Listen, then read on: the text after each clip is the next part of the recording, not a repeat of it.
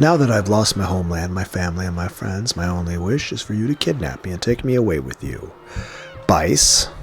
But I know that's a wish that couldn't possibly come true, so at the very least, I want to be with you until the boat comes for us.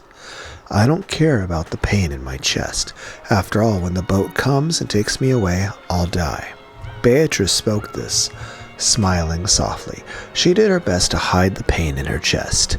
Please, Kenzo, just for the few days until the boat comes, kidnap me. That's a wish I can't grant. Looking apologetic, Kenzo lifted Beato up and gently sat her in the boat. Coward. So Japanese men are weak after all. You're right. I am a coward. So I can only grant you half of your wish. With a clunk, he placed it, wrapped in a jacket, in the boat. What do you mean? The part about until the boat comes for you. That's the part I can't grant. Huh? What do you mean? Kidnapping you. That part I will do.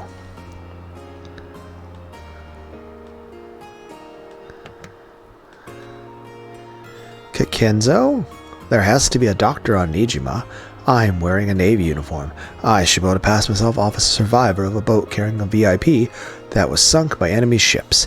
If the doctor happens to be of the greedy sort, all the better.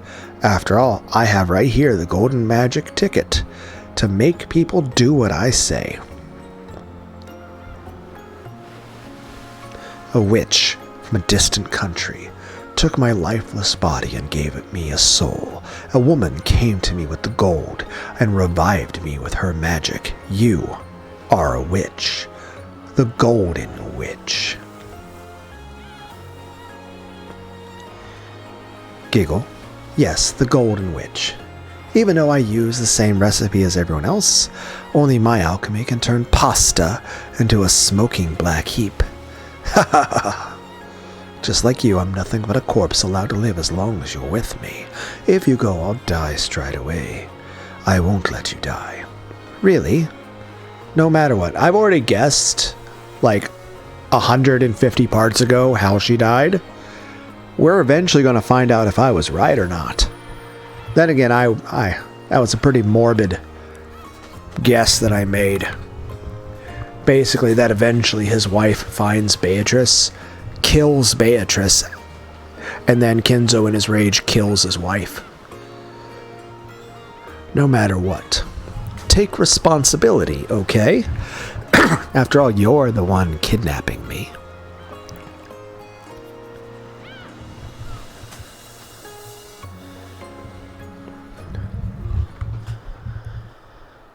Also, I'm pretty sure Leon is Kenzo's actual son. Not grandson. And I'm pretty sure Beatrice, at least one of the Beatrices, is his mother. I think the second Beatrice is his mom, so technically this Beatrice would be his grandma. Also, I'm pretty sure he was the baby that was initially given to Natsui in the previous game. I see. So Kenzo-san told you that much. Then, wait, it was you. You're the Nijima doctor who grandfather took Beatrice to see.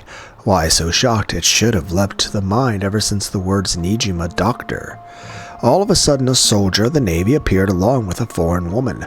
Of course, I was astounded, and then he actually told me to treat her wounds confidentially since their presence was a military secret. Was that the first time you met grandfather? Yes. That was when we first met. So you're the greedy doctor who followed orders for the sake of gold. That's a bit harsh. He suddenly brought in a foreign woman patient, explained to me that this was a military secret, promised that he'd pay the medical fees later, and handed me a gold ingot as collateral. I didn't want to get involved with any funny business. I was reluctant to say the least. I see your point. But in the end, you did conceal Beatrice, didn't you? I may not be as skilled as Kenzo, but I do have some familiarity with English. I managed to overhear part of their conversation, and that was enough to convince me that they were not troublesome people. Cough. Of course, if I were to say that the ingot didn't tempt me, that would be a lie. I was much younger then, you see. What happened to her next? I treated her for some time before a messenger from the Ushiromi family came and said that she would be moved to Odawara. They took her away. So grandfather didn't come to get her himself. Regardless of how Kinzo explained away the incident on Rokkanjima, he probably wouldn't be able to move about freely for some time afterwards. Precisely. Kinzo-san had said that deceiving the military was the greatest challenge of his life, so Beatrice went to Odawara, and then what? I have heard that she hid in one of their unused villas. After all, Kinzo already had a family at that time. It must have been tricky to manage, so leading a double life was business as usual for Kinzo even before Kuwadorian. Whoosh. What are you doing? Is your butt itching?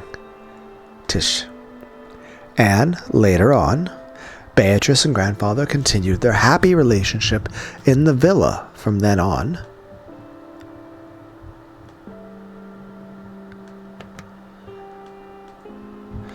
I have heard that it was a modest, peaceful life. Several years later, they had a child. So, Kuwadorian's Beatrice was born. The birth didn't go well. It was truly a sad tale. You don't mean she died? Don't be surprised.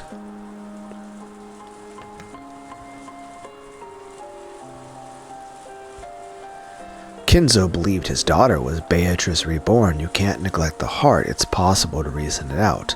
You're right. My apologies. I don't know how many years Kinzo spent with her in Odawara. However, judging by the Kinzo-san we grew to know afterwards, one can tell how deeply he loved her, even if they only had a few years together. I see. And then he made Kuwadorian for his daughter.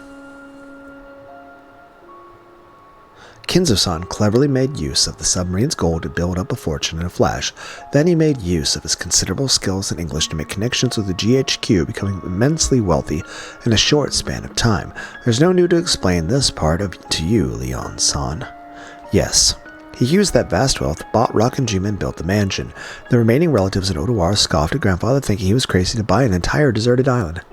If you could carry 10 tons of gold around in your pocket, Kinzo probably wouldn't have bought Rokkanjima. He hid the gold somewhere, and Rokkanjima built up a fortune with the ingots he'd taken out of it, and then bought up the whole treasure island. Exactly. And that started the legend of the Ushiromi gold. What about the mark of the one-winged eagle that was supposedly pressed into the ingots? The one-winged eagle, or more precisely an eagle of which there is only one wing, is visible? What do you mean? You see it often in Europe, do you not? A crest or coat of arms with an eagle spreading its wings on it. The flag of the Salo Republic also had an eagle, or was it a hawk? At any rate, it had some bird of that type emblazoned on it. So the imprint was made too lightly, or else it was poorly done. Correct. They used a rough wartime press. It was probably supposed to look like the crest of an eagle spreading its wings. It was pressed in at a slight slant, so half of it was too light to see. So half of the eagle spreading its wings disappeared, making it look like a one-winged eagle. Kinzo thought the seal on the gold of Beatrice, the woman who had changed his fate, looked like a one-winged eagle. That must be why he decided to make that his own crest. If the imprint had been made correctly, it would have been the eagle of the Salo Republic's flag. Or could it have been the two-headed? No, of course not. Passing the night away with Kinzo-san in front of the massive pile of gold, drinking and wondering was truly an enjoyable experience. However, Kinzo-san didn't want people using that seal to figure out where the gold would come from. The gold he took outside was all repressed with the one eagle design he had created, and all he did was show you the gold. What a cheapskate. Of course, after he became immensely rich, Kinzo-san came to me once more, saying that he paid me in full for the overdue medical expenses. The amount he came with was a bit much for medical fees, though I did make sure to give him his change. And you've been friends ever since? Yes. Kinzo-san was extremely grateful to me for keeping a secret and concealing Beatrice. Grandfather always says that the old relatives in Odawara were a bunch of greedy liars. I'm sure he appreciated your strong sense of duty, Dr. Nanjo. I think I understand why a person like grandfather came to trust you. I also had some interest in foreign countries as well as a hobby of playing chess. Kinzo-san and I have gotten along well ever since. It was a friendship that built up gradually but grew strong before we knew it. Yes, we have been friends for a very long time. People who deal with large amounts of money tend to be quite mindful of small amounts as well. When you refuse to accept anything more than the medical fees, that must have earned you his admiration. Ridiculous. I was just frightened by the large quantity of the money. I began to regret it later. It seems I've never had real guts. No need to worry there. Guts are one thing you've got no shortage of. You think so? Well, I appreciate the flattery. That wasn't flattery. For at least 1 whole year after Kinzo's death, Nanjo had taken part in hiding the secret of that death. Of course, Natsui must have given him some hush money. Still, there could be no doubt that he had enough guts to withstand pressure from Kinzo's children for a long time without slipping up once.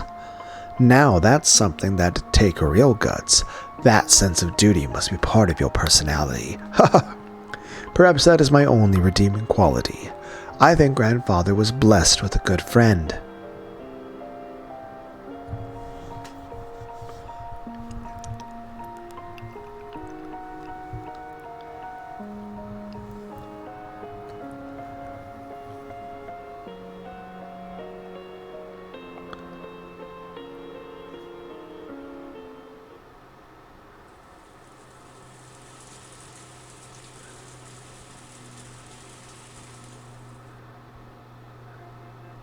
I think I've learned just how much the woman called Beatrice influenced grandfather's life. We haven't learned anything who killed Beatrice. Unless we figure that out, we'll never be able to get out of here. You're right. We need to finish this quickly.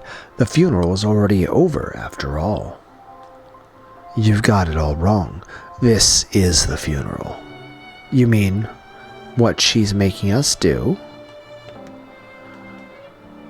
All of the Beatrice we've heard about so far weren't killed at all. We're trying to understand where the word killed factors in. That's the real funeral as far as Bernkastel is concerned. No one knows about her being killed.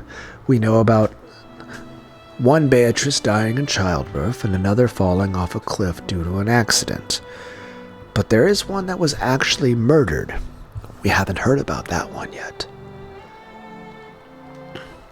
And that's the truth we're trying to expose. You're pretty sharp, aren't you?